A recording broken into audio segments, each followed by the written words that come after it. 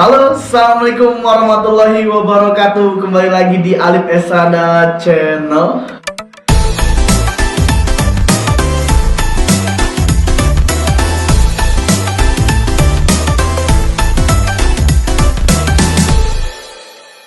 Pengen ngasih tahu untuk gimana sih nanti di Turki itu. Nah, terutama kita lagi bener-bener pengen ngasih tahu yang mana rumah sakit yang bagus dan mana rumah sakit yang enggak.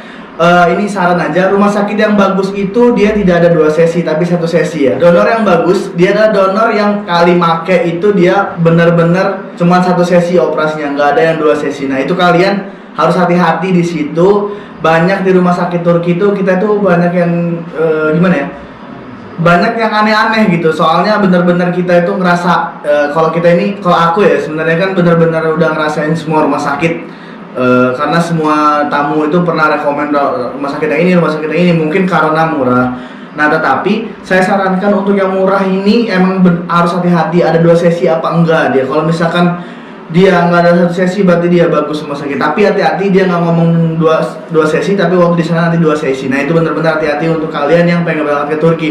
Nah saya ini punya rumah sakit yang benar-benar rekomend dari dulu, video-video saya yang dari dulu before after bisa kalian lihat di video saya di bawah. Nah sekarang ini saya pengen ngasih tahu nih di rumah sakit yang saya rekomen itu dia lagi ngapain aja sih. Nah sekarang itu kita di awal ada namanya Mas Franky dari Kalimantan. Salam Boski Mas Franky. Nah makasih udah mau di videoin di Turki. Nah dia itu berangkat dari Kalimantan ke Jakarta, dari Jakarta langsung ke Turki bersama adiknya. Nah adiknya itu tapi dia berangkat untuk jalan-jalan di daerah Kapadokia. Mungkin nanti kita masukkan videonya untuk jalan-jalan ke Kapadokia. Kapadokia pasti Kapadokia itu yang ada balonnya itu ya. Jadi tempat daerah yang ada balon-balonnya kan. Emang ya.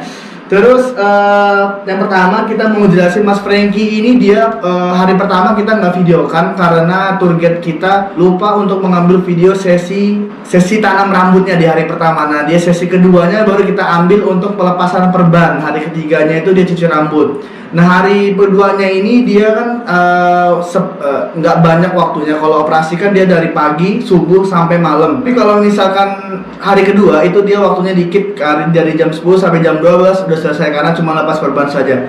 Setelah lepas perban itu dia ada yang namanya jalan-jalan sama tour guide kita. Nah dia itu jalan-jalan di Selat Bosporus ya. Selat Bosporus itu selat yang memisahkan antara Asia dan Eropa. Nah kita lihat aja videonya waktu Mas Franky ini lagi di atas Selat Bosporus. Oke?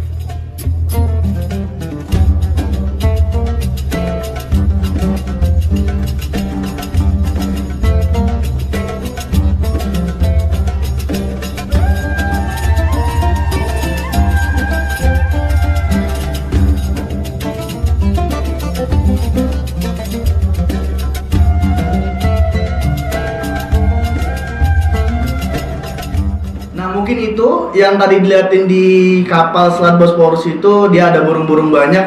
Nah hari yang selanjutnya itu tuh Mas Franky dia diantar ke rumah sakit Suleher. Jadi tour guide kita itu nggak semuanya ngambil jalan-jalan, maksudnya nggak ngambil video karena mungkin ada yang lagi diomongin, mungkin lagi mager atau kayak mana. Jadi benar-benar yang kita sebagian saja yang kita videokan. Nah ini dia lagi nganter ke rumah sakit Sule pakai mobil kendaraan Sule ya. Nih lihat.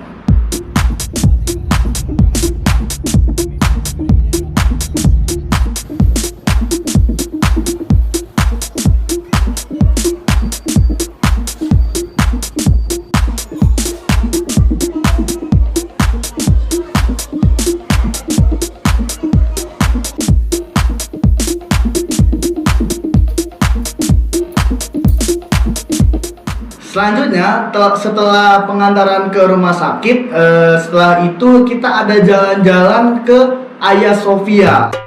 Masjid Hagia Sophia yang dulunya gereja di zaman Konstantinopel itu bukan dijajah ya, tapi diislamkan oleh agama Islam kerajaan Utsmania yang terakhir. Dia itu mengislamkan Konstantinopel itu jadi masjid tanpa ada pembunuhan di situ.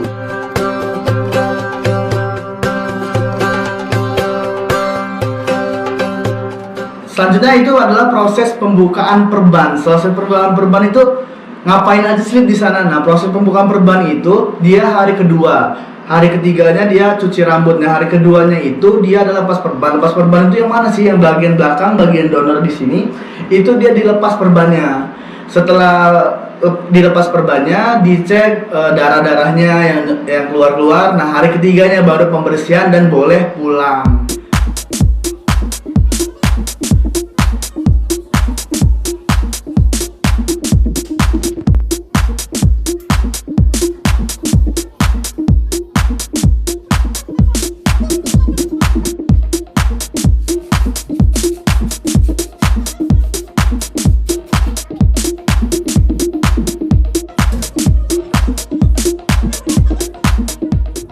Nah, setelah itu ada yang namanya balik menuju ke suleher. Nah, ini videonya.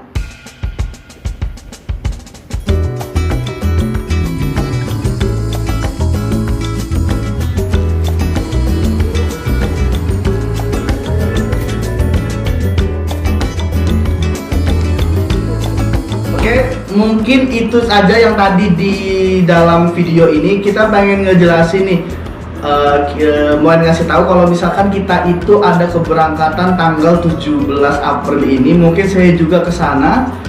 Untuk boski yang mau nitip apapun itu bisa ke kita. Jadi kayak misalkan obat ini kemarin saya pasarin dari Turki.